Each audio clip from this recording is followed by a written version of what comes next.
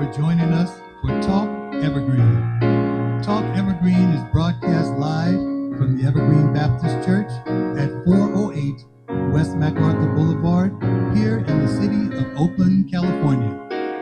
Talk Evergreen features interesting people, topics, and points of view.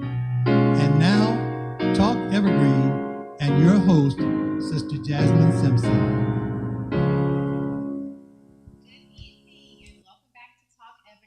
My name is Jasmine Simpson, and I am the Director of the Young Adult Ministry here at Evergreen Missionary Baptist Church of Oakland, California.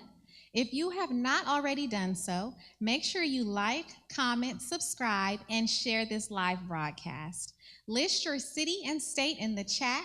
Let us know where you're watching from, and feel free to ask questions as we are live. Also, be sure to follow us on Instagram and TikTok at Evergreen of Oakland. I am very excited to be here tonight with our live audience, and we have a very special guest with us. She has been a member here at Evergreen for 53 years.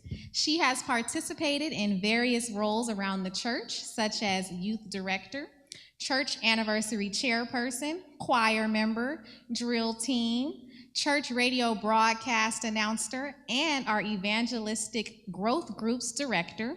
She is currently a healthcare territory manager specializing in home health and hospice for over 15 years. She is a sister, an auntie mother, and a very special God-fearing woman. Everybody put your hands together and help me welcome Sister Tanya Sellers. Amen. Yes, how are you doing today? How was your day? You know what? My day was very eventful. My day was very good. Wednesdays are always very, very busy because I try to pack so much in, and I try to make sure that I'm doing it early enough so I won't be rushed when I come to church. So it was a good day. Absolutely. Yeah, same here. I started early this morning. I was on the prayer call.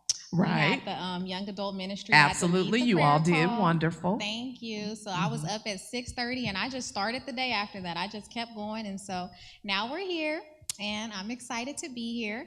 So I watched you and Bishop's Talk Evergreen last week, and I heard that you were on a talk show, and you did broadcast and radio television. Yeah, that is true. That's the new talk of the town. Yeah, that is true. I was so fortunate enough to, well, first of all, let me kind of go back to, that was all a part of being a firm believer that you should do whatever it is you want to do, whatever your vision is. And I've had so many visions of different things that I wanted to do. Last week, I told Bishop that I am a Renaissance woman. And for those of you who don't understand the word, that means you do different things, and you're probably good, really good at all those different things that you do. Yes. I try to master what I do, and that way I can always say, I have done it. I've done X, Y, Z. I love and that. Having a talk show was always a dream of mine. And what I had to do was I had to investigate. I had to find out, how can I do this? Where can I go? What television studio can I use? Who can I get to help me, more importantly? And God just sent me angels. One of the angels that he sent me was our own brother, Donald Taylor. He was our master cameraman, and we Wow. just all learned together. We learned together, and we did such a great job. We interviewed quite a few people from Evergreen and different people within the Bay Area. So it was something that we were very, very proud of. Now, did you meet Donald here? Like, did you guys know each other here, and you guys decided to do that from you knowing him here? Knowing him here, I just asked Donald. I asked Donald and a couple of other gentlemen, and Donald, he's such a sweetheart. He was like, yeah, of course. Wow. Yeah, I would love to do it. And Donald was so faithful. Donald, along with the other camera people that we have had, our director that we had, everybody was so faithful because everybody had the vision. And people have to be able to see your vision. They do. You have to be able to articulate your vision. And they understood what I was trying to do, and we were all successful. I love that. And see, there's so much talent here at Evergreen because who would have thought then you would have known Donald and he would have knew how to do all of that and you guys would have put together something so lovely. Well, he didn't know how to do it. We were trained. We were all trained together, at the studio. We had someone there who, again, believed in the vision, and he trained all of us, and you would have thought that we had been doing it for years. Oh, so how long did you guys end up doing this for? About a year. Yeah, Okay. about a year. Okay, Yeah, nice. yeah. How fun So is that? that was like a check mark. Absolutely. Accomplishing goals. Accomplishing goals. That's what it's all about. Absolutely. Yes, and so now you're working in the healthcare field, and you're in a pretty serious field. Yeah, it is a very serious field. Something that I had no idea that I would be doing. I had no idea that I even wanted to do it, but God said differently. Yeah. Yeah, I work in the healthcare field. Primarily, I work in the field of hospice and home health, and I tell you, it is so fulfilling because I'm able to not only assist patients, but I'm also able to assist families. Yes. Where families feel like they don't have any hope, they don't know where to go, they don't know, does my insurance cover XYZ? How can I get someone to help me with my loved ones? So it's extremely fulfilling. Yeah, so. you have to be nurturing to do a job like that because you're Yes. dealing with families who are dealing with loved ones who are dying. Yeah, absolutely. Yeah. How did you even get into that field? That is a good question, Jazz. Again, it was mandated by God. I was recruited into that field. A recruiter at a company saw my resume. They thought I would be good at it because my background is sales and marketing. And they just thought that I would be good with working with not only the families, but I also work with the hospitals within the Bay Area. So I work one-on-one with the doctors, with the social workers, with the case managers. So it's a lot of different personalities. I call it a moving train because that's essentially what it is. You have to be able to multitask, and at the same time, you also have to, we talked earlier about having empathy for the families, having empathy for the patient, but then at the same time, you have to do your job and you have to connect all the dots for them. So it's been extremely fulfilling. Yeah, it seems like you're pretty passionate about it. Yeah, I am. Absolutely, because I have been able to help so many people at Evergreen, and just people within the Bay Area. And more importantly, it's important to me to help African Americans because a lot of times we don't know what our insurance covers. We don't know the right insurance to have. And it's, these seniors, I have such a passion for seniors because they get these phone calls, they get these letters in the mail, these postcards telling them, you should do this insurance, you should do that insurance. And then if something happens, their insurance doesn't cover it. So I'm glad I'm able to talk to them to help them to understand the different insurances and how it can benefit them in the long run. Absolutely. I know we were talking before we went live in regard to just dealing with loved ones and being caretakers and when they pass away. And I remember when my grandmother was sick, I didn't know anything. And so when she did go on hospice, just the team that was there to help support. Sometimes you guys are more support than the own family. Oh, absolutely. Yeah. And that is key, and I'm so glad you brought that up with hospice. A lot of people, there's the misconception of, hospice, the H word, that's what we call it, the H word. No one wants to talk about it, but the important thing to know about hospice are the hospice benefits. There's a lot of them. Yeah, a lot of benefits, and especially for the caregiver like yourself. You were a caregiver. I was a caregiver. You need a team behind Absolutely. you because we think we can do it all, but we can't. Absolutely not. Yeah, and those are some of the benefits that people are entitled to with hospice. Yes, Yeah. and I definitely love that about it. When they first mentioned the H word, Yeah. I was nervous, like, okay, this is not good. But then Yeah. once I got into it and got to meet some of the people on the team, I realized how helpful hospice actually Yeah, is. And it was a absolutely. lifesaver, Yeah. actually. So, And hospice, and just one other quick thing I think it's important for people to know. Hospice is when the doctor gives a patient a diagnosis of, as long as this disease is projected to go this route, it looks like you may have 6 months or less to live, but we know God has the last say so.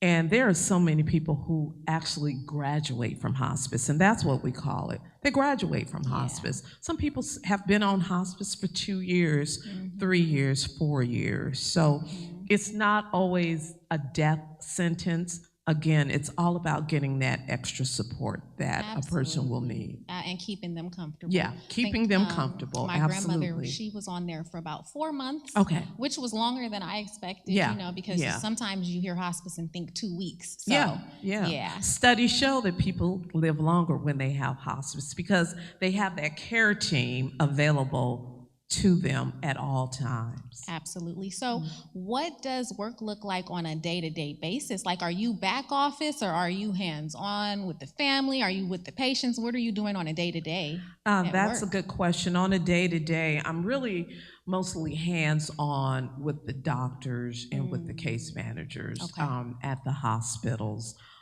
talking to them about different patients that may need hospice or they may need home health.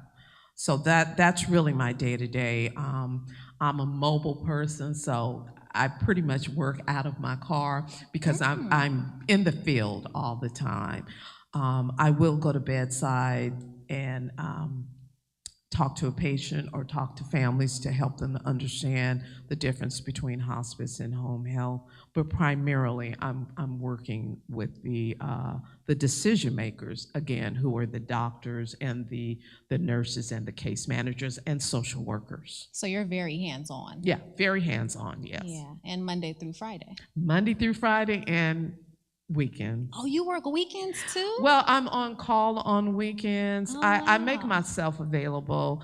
That can be good and that can be bad, but when you really love what you do, and you're an entrepreneur, Jazz, so you understand what it means to be on 7 days a week. We try not to, but it's in you, and you just can't help it. So I'm pretty much on 7. I make myself available. That's on really weekends. good. Yeah, that's really good. And for me, I'm doing 5 days a week in, and sometimes I want to take Saturdays off, but I know a lot of my clients want to come on Saturdays, and so I make myself available, just like you were saying.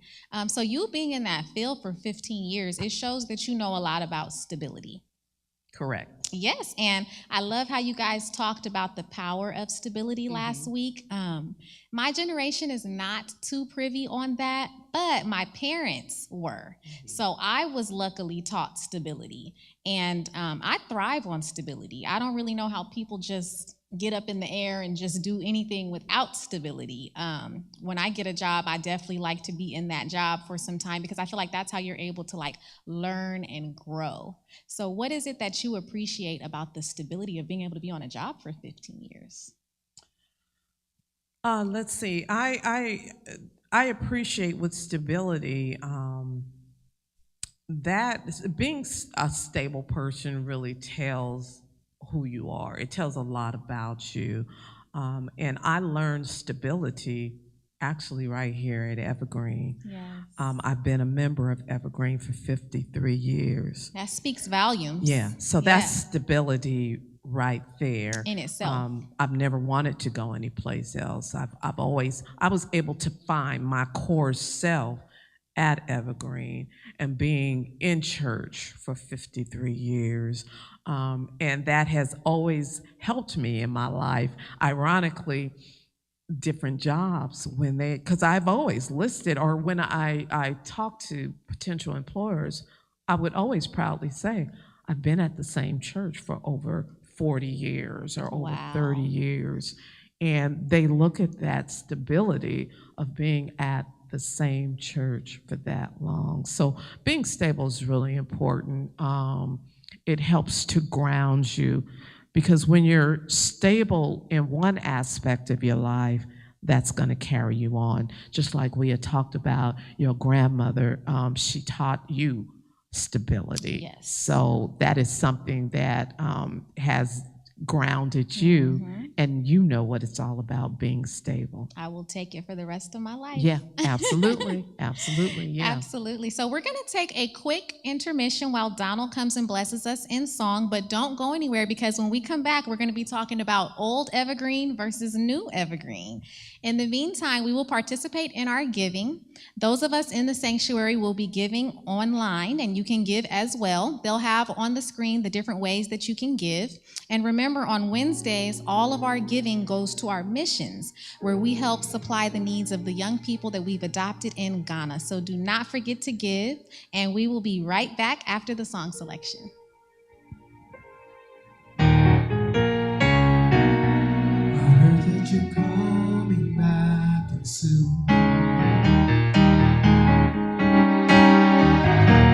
wanna be ready to go with you.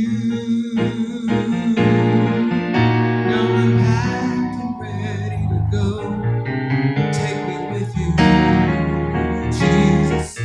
I don't wanna wait any longer. Take me with you. I heard that you're coming with the clouds, and every eye shall see you when you come. In a twinkling of an eye, take me with you, Jesus. I don't wanna be left behind. Take me with you. Now I don't know the day nor the hour when you're coming with the clouds. Oh no, take me with you. Take me with you.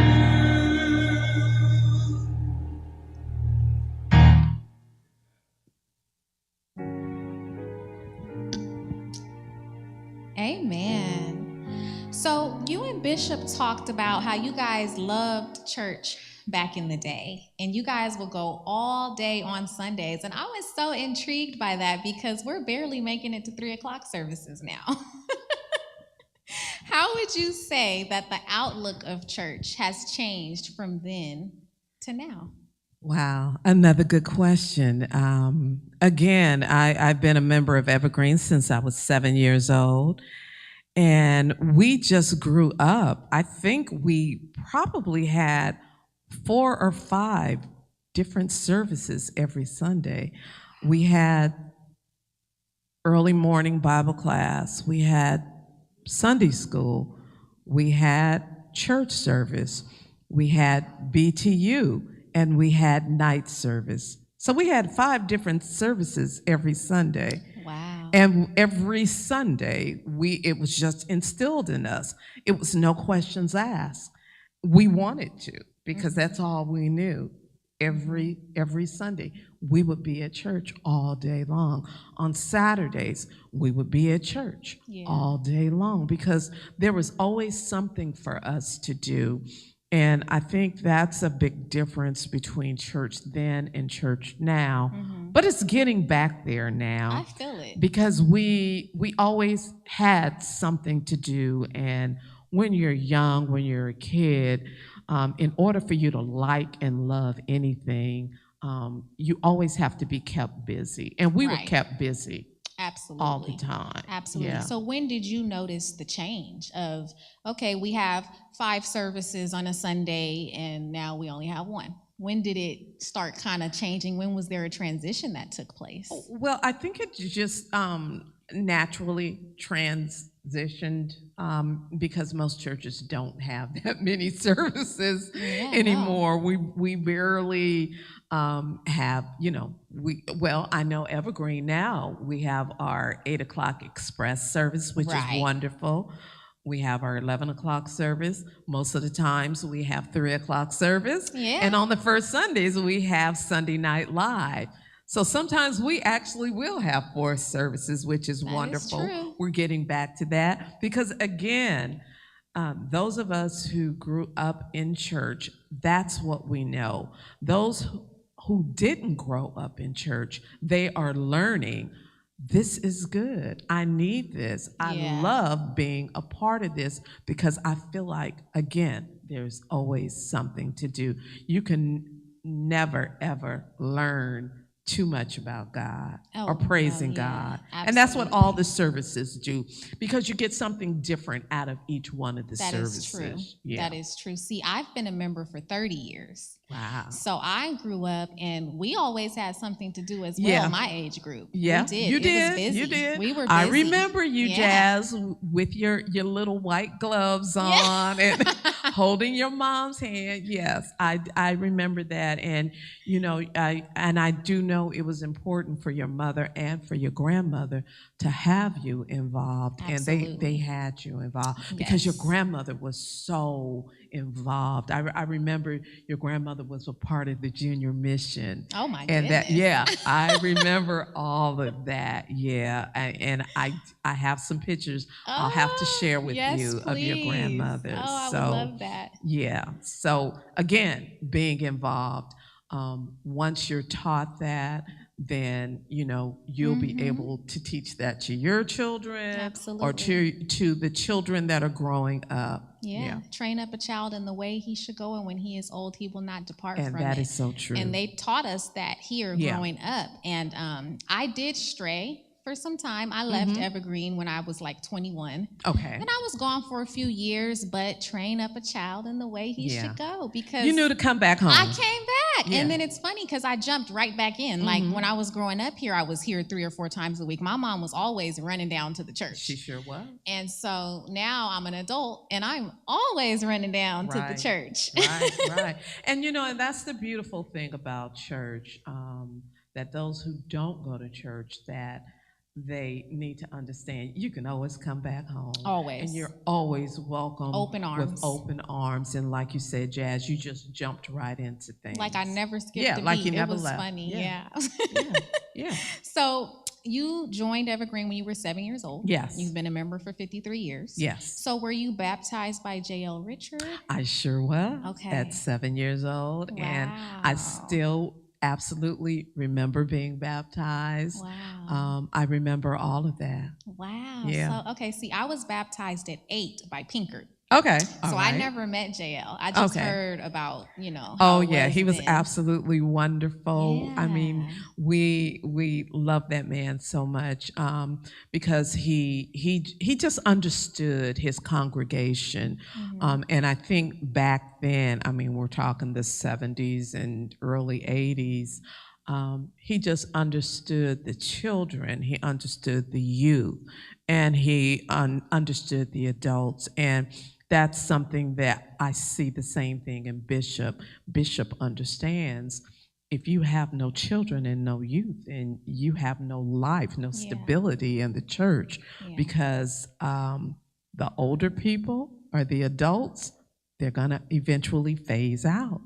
And you're going to need those children to take their place. I can remember growing up and all of the aunties and uncles that I had in church. There's so many people that here at Evergreen that are closer to me than my blood family because they are all I know here. Yeah. And I can just remember them slowly phasing out, and then I look at myself, I'm like, I'm the auntie now. Ooh.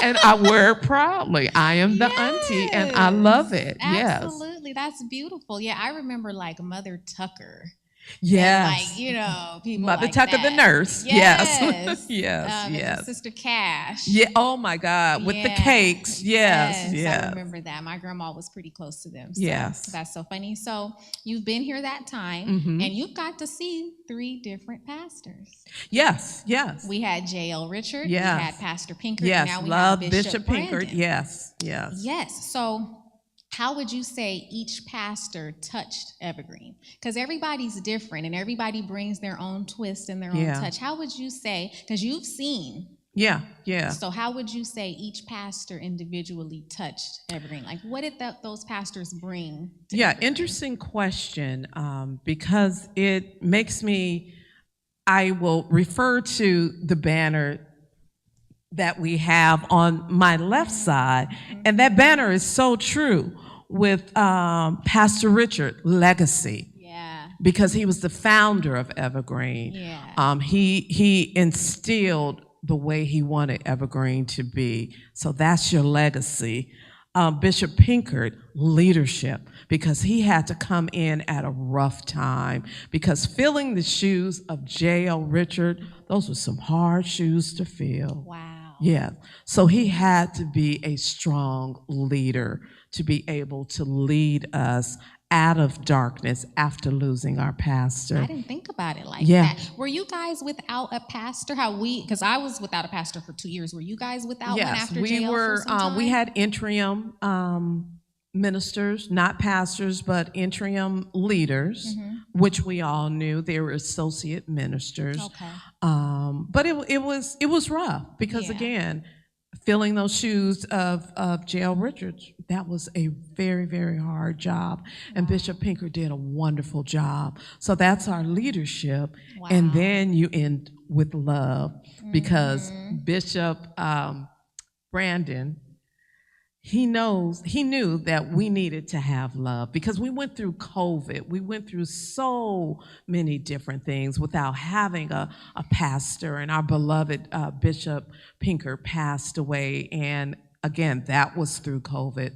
Right. So Bishop Brandon knew we needed love, and he came with open arms, and he just loved on us all. He was so open, and he has just given us his all, along with First Lady. They are still giving us their all. So we appreciate that. Absolutely. And I've only seen 2 pastors. Okay. But for me, where I'm at as an adult now, especially a young adult, I'm excited where the church is headed, because they've created space for young adults. And there's absolutely. not a lot, but it's growing. And the Yes. fact that there's even an opportunity there, it's a blessing. And that's the key word, opportunity, for young adults, because young adults are not going to do the same thing my age group is going to do. You're not going to do the same thing that the teenagers are going to do. You all have your own special group, and I love the way that you all stick together. Thank you. You all love the Lord. Yeah. You want to work for the Lord, and you bring others with Yeah. you. Yeah, and that's what it's all about, spreading the Absolutely. gospel. And you all are not ashamed. Not at all. Yeah, no, we're here. I love it. We're here. But you know, I feel like Bishop Brandon has taught us about the relationship Yeah. with God, because when I left for some years, I didn't have a relationship. You know, like I said my grace. Yeah. But I said my prayers before I went to sleep. But just the day-to-day communications and just the meditating and the reading of the Bible, I was not doing that because I didn't know. And so now that we know, it's like I want everybody to experience what we're experiencing, Absolutely. because it's And different. that's a good segue to our Wednesday night classes, our Yes. evangelistic growth groups that we have every Wednesday night at 6:30. We are relearning how to become disciples, because that's what it's all about. We have to go out and we have to spread the gospel. And even though I've been a member of Evergreen, I've been a Christian for 53 years, all of those 53 years have not been filled with, okay, I know what I must do. I must spread the word.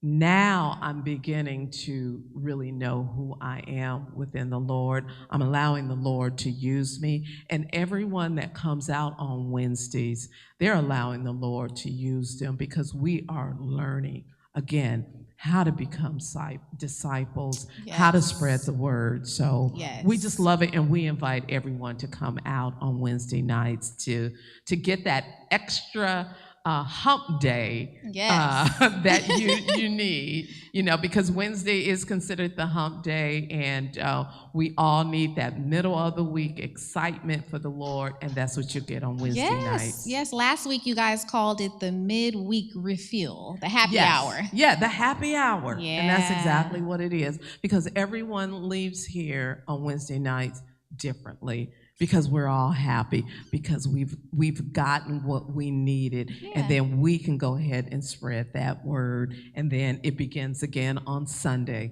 then it begins again on Wednesday. So it keeps you going, because Sunday on its own is not enough. It's Sunday just is not simply enough. not enough. I'm so sorry. And it impacts our weekly living. Like, I can be having a bad day, and then I come into the house of the Lord on a Wednesday, and we're laughing, and it's family, and it's love, and I'm immediately refreshed. It does refresh you. Immediately. One more thing I do want to talk about, because I know we're going to start running out of time soon, but you guys talked about the bench member reference. Let's kind of get into that a little bit, because I know I participate a lot, so I'm not a bench member. Right. No, you certainly are not, Jazz. You are so obedient, and you are working for the Lord. And a bench member is a term that we use in church for those who, you can decide for whatever reason that you just want to sit and enjoy the service. And that is fine. We welcome you, absolutely. But it's all about working in the church. You have to find your place in the church. And it's so important for you, again, to create that relationship with God.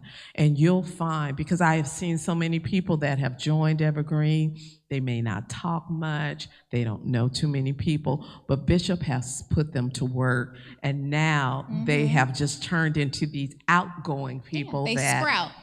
Bishop saw something in them, and sometimes that's all it takes is someone to ask you, can you be on this committee? Or we would really like you to join our ministry. And before you know it, you have opened yourself up, and you're just doing more and more in the church. So that's important, not only for your church life, but for your life also. I agree. Ever since I've been heavily involved in the church, I'm so busy doing positive things. I don't have time for drama. I don't have time for anything that was going on prior to, and I'm happy. I'm happier. I'm surrounded by good people all the time. We're all headed in the same direction. We all really want to grow, not just mentally, but physically, but even spiritually. Like, you feel the spiritual growth, and I'm just grateful that we do have the small groups on Wednesdays, because that is a life changer. So if you have not, you definitely need to come and check it out. Every Wednesday at 6:30. We do have breaks at times, but it's usually a 6-week session. I don't know when this one ends. Do you know off the top of your head? We have like 4 more weeks. Not at the top of my head, but I'm sure next week we'll let everyone know when this session stops. This is session 8. Yes. And then we'll probably take a little break. I think we have some holidays coming up, but then we're going to resume, and we're going to start right back. And as you said, Jazz, with coming out on Wednesdays and being so positive, you don't have time for anything negative in your life. And you will see that you will be a different person. You will not even allow anything negative to come into your space. And that's so important. Bishop, on Sunday, he talked about mental health. You have to protect your mental health. And being a part of church, that protects your mental health. All day.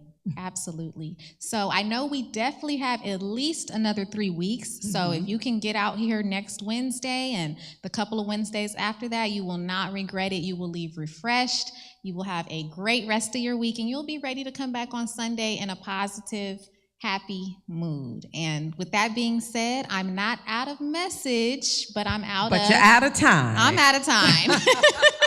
So be sure to follow us on all social media platforms at Evergreen of Oakland. Don't forget to like, comment, subscribe, and share this broadcast. Remember to join us every Sunday for our 8 a.m. Express Worship Experience, followed by our 9 a.m. Sunday School class and our 11 a.m. worship. Thank you all for watching and have a blessed night.